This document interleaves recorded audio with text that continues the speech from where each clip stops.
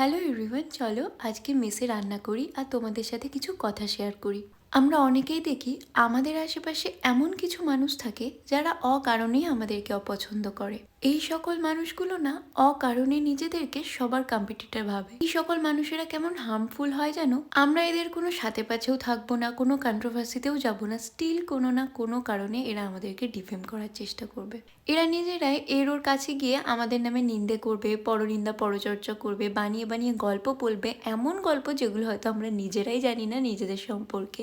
কারণ এরাই নেগেটিভ গল্পগুলো করতে বেশি পছন্দ করে আর মানুষের কাছেও ভিকটিম রোল প্লে করতে পছন্দ করে। এরা না সবার কাছে খুব ভালো সাজার চেষ্টা করে আর খুব সিম্প্যাথি গেইন করার চেষ্টা করে। এই সমস্ত মানুষের থেকে দূরে থাকাই সব থেকে ভালো। গল্প করতে করতে রান্নাটা প্রায় হয়ে গেল। অনেক দিন ধরে আমাদের মাশরুম খেতে ইচ্ছা করছিল, সেই জন্য আজকে বোন মাশরুম নিয়ে এসেছিল। সেটাই আজকে আমরা তিনজন রান্না করছিলাম মেসে। এখন তো মাশরুম কিনে খেতে হয়, কিন্তু আগে গ্রামের দিকে কিন্তু মাটির বাড়িতে এরকম মাশরুম হয়ে থাকতো। আমার তো মাশরুম খেতে খুবই ভালো লাগে। আজকে রান্নাটাও খুব সুন্দর হয়েছিল। তোমরাও কারা কারা মাশরুম খেতে পছন্দ করো আর যারা এখনো খাওনি তারা অবশ্যই ট্রাই করতে পারো।